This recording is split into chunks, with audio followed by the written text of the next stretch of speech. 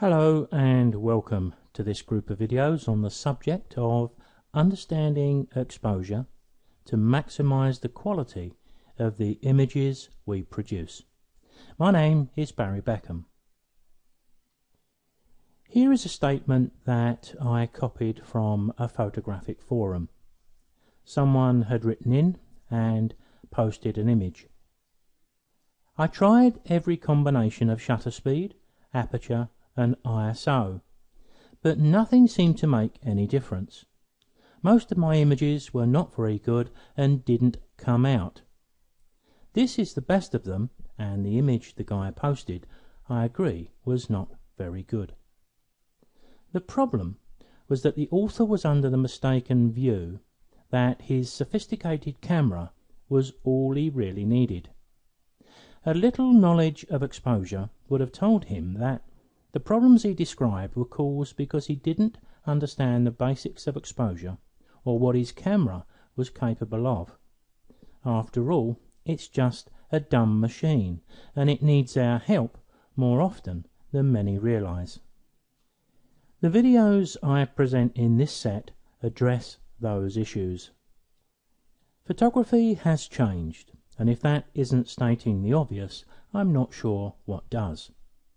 What I mean is that in my film days, my intention, while out shooting colour slides for example, was to capture an exposure that was acceptable without manipulation, because we couldn't manipulate colour slide film even if we wanted to.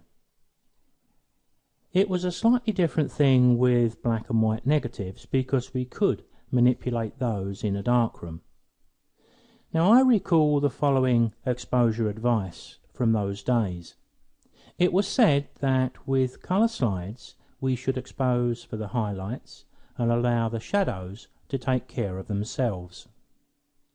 And with black and white or colour negative film we should expose for the shadows and allow the highlights to take care of themselves. Now when we talk about allowing the highlights and shadows to take care of themselves, that was always within certain parameters, of course. Blown out highlights or blocked up shadows were just as damaging back in our film days as they are today with digital photography. For the modern photographer, things have changed. We don't try to achieve an image that looks fantastic on the LCD screen on the back of the camera, because 90% of the time they won't, simply because we're shooting raw images.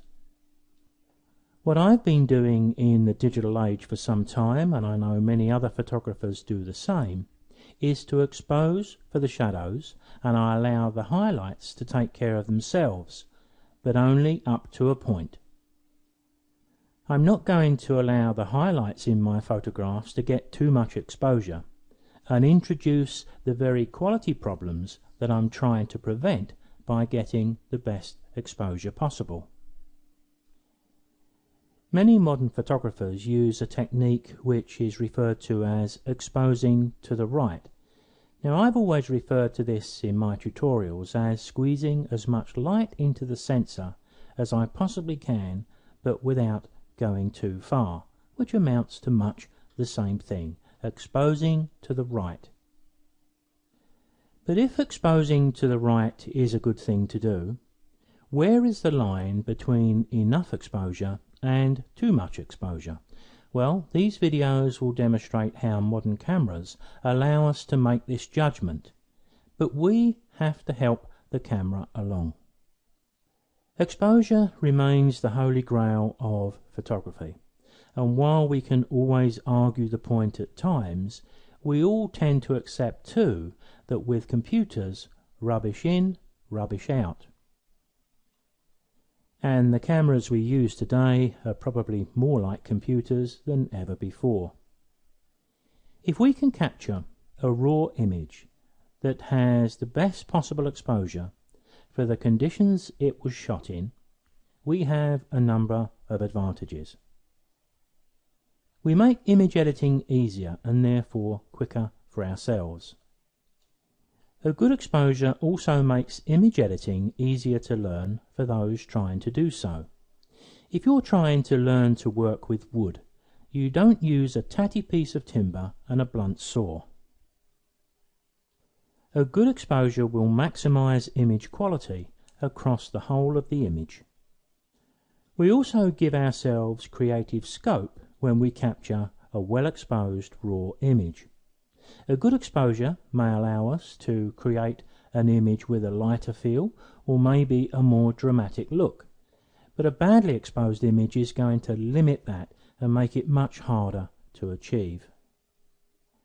If we can capture the best exposure possible at the time we press the shutter button, we then don't find ourselves repairing exposure errors even before we take the raw image from its raw status to a more appealing image.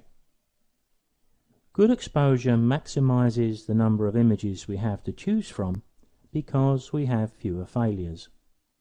With automatic exposure bracketing, we open up image potential lost to other photographers, which again maximizes the number of images we have to choose from.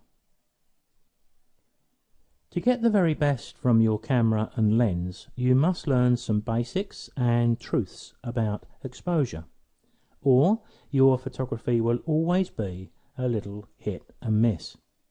What I'm talking about here are common sense and practical aspects of exposure. I've no desire to get bogged down in technical mumbo jumbo. There are too many doing just that already.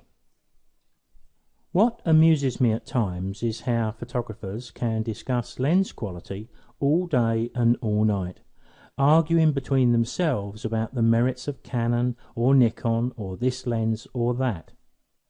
Then they go out and use an illogical exposure or unnecessarily high ISO and throw away far more quality than any differences they're ever going to see between the lenses they've been talking about.